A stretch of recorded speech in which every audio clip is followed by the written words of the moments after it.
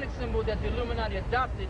And basically, when you see these so-called celebrities and these so-called politicians and so-called black leaders like Malcolm X, MLK, pose in certain ways, it represents certain things, letting the international bankers and those that are in the know, let them know that they're in on it. Like you have a picture of Malcolm X going like this, right? Seems like he's posing, he's just in deep thought. But basically what he's making is the symbol of the thumbs up, which is the V. Now the V or the thumbs up basically represents that you're in the know, you know about what's going on, you know about the Masonic orders, you know about their secrets, and if you reveal them, you're willing to sacrifice yourself and slit your throat from ear to ear, or slit your throat from the bowels all the way up. And you have these so-called senators and leaders that are posing that way, throwing up the goat's head or the goat of Mendes or the so-called peace sign. Then they'll go like that. That's another sign for the devil. Then you'll see some senators posing like this, like a faggot, with their hand on their waist. And basically what that represents is the square of Freemasonry, letting you know that they're on the square. And then when they pose with both hands on their hips, that basically represents the double square. And the reason why we're bringing this thing out, you're probably asking, why are these guys bringing this stuff out? The reason why we're bringing this stuff out is because all of these things are important, because they all help the so-called white man believe in his mind that his kingdom is going to continue to go forward if they worship these demons. Like you got a billboard over there, right? With a hand, with an eye in the middle and ears around it. That represents the law of 5, which is a satanic symbol. And they show you all types of symbols. You're going to see presidents and vice presidents throw up their hand like this. You don't have to throw up your hand like this. And then sometimes they'll go like that. And all these are different Masonic symbols. See right here, there goes some right there. Right. It's a catalog of different satanic symbols. Right. Now you'll notice the thumbs up is one of them, right? Now this is after the second plane hit the second building and the smoke was going up. See it formed the thumbs up? There you go, right there. Right there. See it? There goes the pinky finger. Yeah. There goes another finger. Yeah. The ring finger. Then that's the thumb right there. Thumbs up. And this is the palm of the hand. Right. And they got all them symbols from them demonic forces, man. That's why the scriptures say we wrestle not against flesh and blood, but against principalities in high places, spiritual wickedness.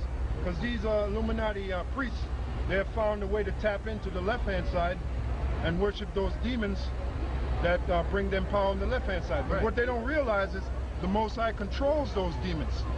The power is really coming from the Heavenly Father.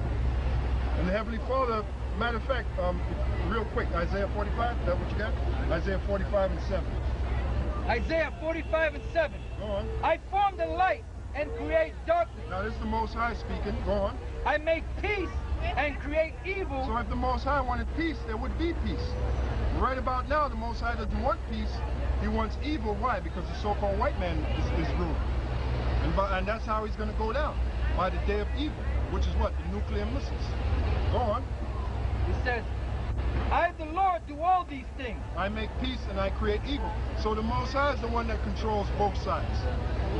So here you got these Illuminati faggots worshiping these demons, bowing down to these demons. They don't realize that the demons get their power from the Heavenly Father. That's why the Lord said in the book of Jeremiah, Job, go from there to Job, you take it the wise. Job, the 5th chapter, the 13th verse. This is why Job said what he said.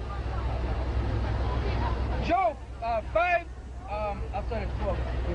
Yeah, go ahead. He disappointed the devices of the crafty. That's why we said earlier, this so-called New World Order is not gonna pop off. It's not gonna jump off. The Most High is gonna destroy this so-called New World Order. But the Lord is gonna allow him to go so far, basically to punish these people.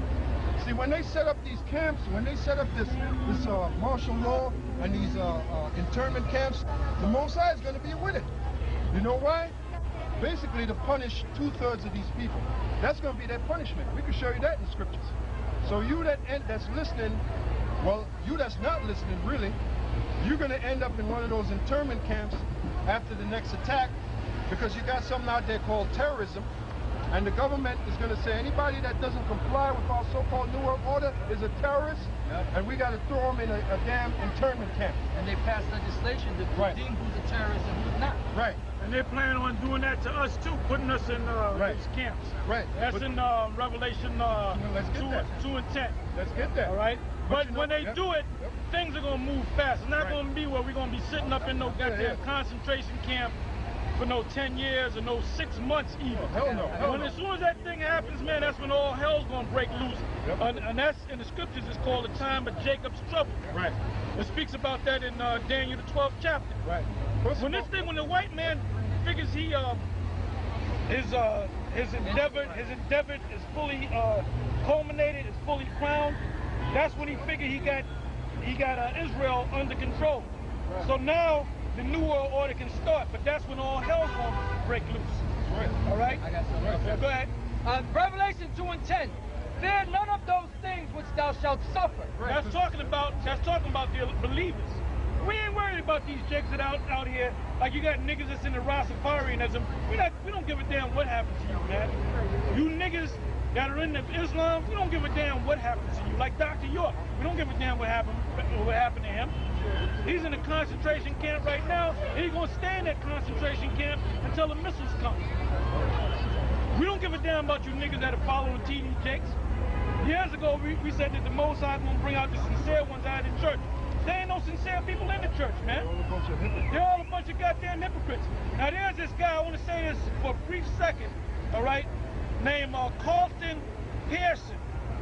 And he became this great black Pentecostal evangelist, great preacher under Oral Roberts, right? And what happened was his grandmother and his grandfather, they were into the church heavy because the whole family was into the church.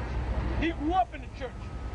And I think he was ordained a minister when he was like 15 years old. So he'd been in the church all his life. And he's what, about 50-something years old now. And what happened was his grandmother and his grandfather, they both went back into the world. They were smoking cigarettes, drinking, partying and stuff. So they both died. And what happened was the parents went around saying, well, you know your grandma and grandpa burned in hell. And he just couldn't see that because he loved them. So he really got so deep into the scriptures that he went back to the Hebrew.